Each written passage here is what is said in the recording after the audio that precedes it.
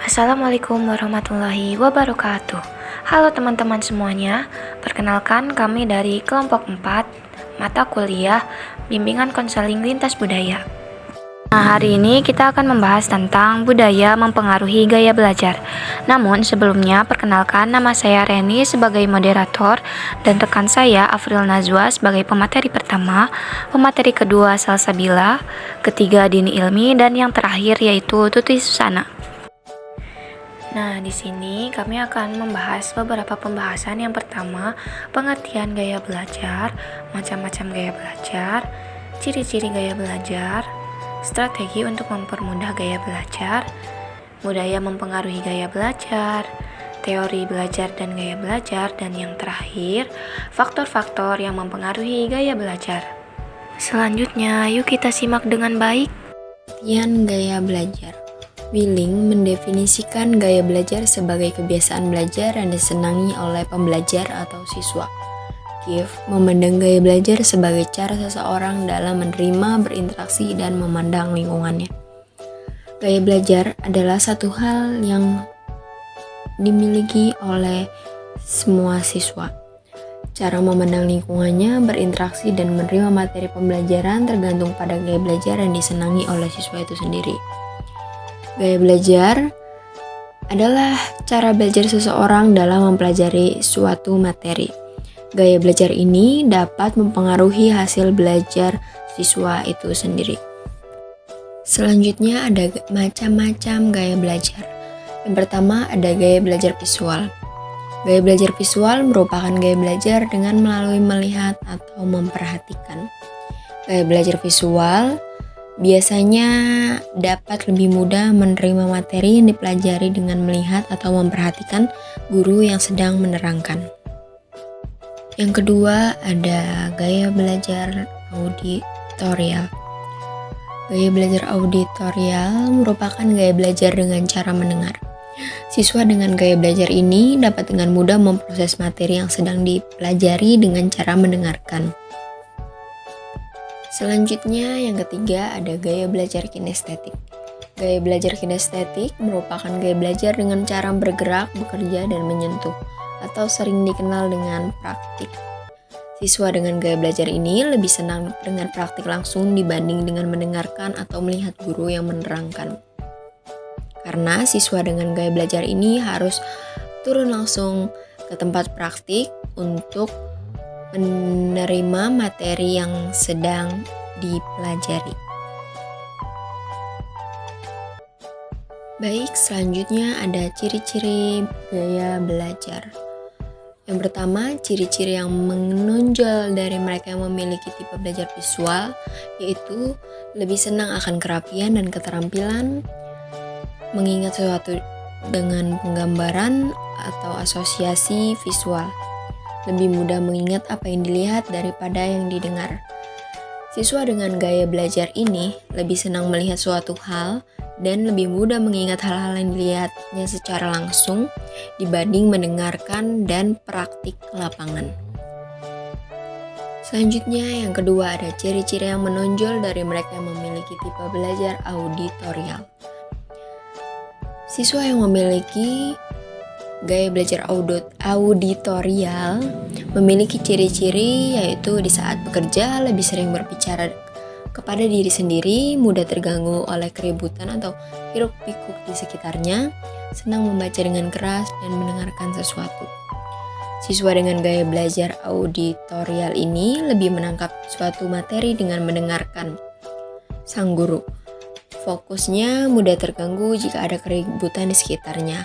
Makanya oleh sebab itu siswa dengan gaya belajar ini lebih senang membaca buku dengan keras dan mendengarkan sesuatu dibanding memperhatikan atau praktik. Selanjutnya ada ciri-ciri yang menonjol dari mereka yang memiliki tipe belajar kinestetik. Yang pertama, selalu berorientasi dengan fisik dan banyak bergerak. Yang kedua, menghafal dengan cara berjalan dan melihat. Yang ketiga, menyentuh orang untuk mendapatkan perhatian mereka. Siswa yang memiliki gaya belajar ini lebih senang melakukan suatu hal dengan bergerak atau praktik secara langsung. Karena hal ini membuat seseorang yang mempunyai gaya belajar ini dapat lebih mudah mengingat materi. Ia lebih mudah mengingat hal-hal yang ia alami secara langsung seperti praktik dibandingkan memperhatikan atau mendengarkan. Di sini ada beberapa strategi untuk mempermudah gaya belajar seseorang. Yang pertama, strategi untuk mempermudah gaya belajar visual. Nah, gaya belajar visual lebih condong dengan cara melihat, mengamati, memandang, dan sejenisnya. Maka, pokok kekuatan daripada gaya belajar visual itu terletak pada indera penglihatan. Strategi pertama dengan menggambarkan informasi, bisa menggunakan peta, diagram, dan warna. Strategi kedua bisa menggantungkan grafik yang berisi informasi penting di sekeliling ruangan. Strategi ketiga bisa dengan memberikan kode warna untuk bahan pelajaran dan perlengkapan. Selanjutnya, ada strategi untuk mempermudah gaya belajar auditorial. Strategi pertama bisa menggunakan variasi vokal, seperti perubahan nada, kecepatan, dan volume. Strategi kedua bisa dengan mengarang lagu mengenai pembelajaran tersebut. Strategi ketiga dengan menggunakan musik sebagai aba-aba untuk kegiatan rutin. Terakhir, ada strategi untuk mempermudah gaya belajar kinestetik. Gaya belajar kinestetik lebih mengutamakan indera perasa dan gerakan-gerakan fisik. Strategi pertama bisa menggunakan alat bantu atau alat peraga untuk menekankan konsep-konsep pembelajaran. Strategi kedua bisa dengan menciptakan simulasi konsep atau memperagakan konsep pembelajaran yang sedang dipelajari. Dan strategi yang ketiga bisa dengan belajar sambil berjalan-jalan keliling ruangan. Budaya mempengaruhi gaya belajar.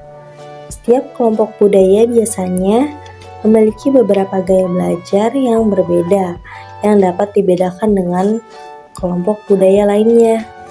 Gaya belajar sendiri adalah suatu cara yang disukai seseorang dalam belajar. Menurut Dunn dan Griggs pada tahun 1998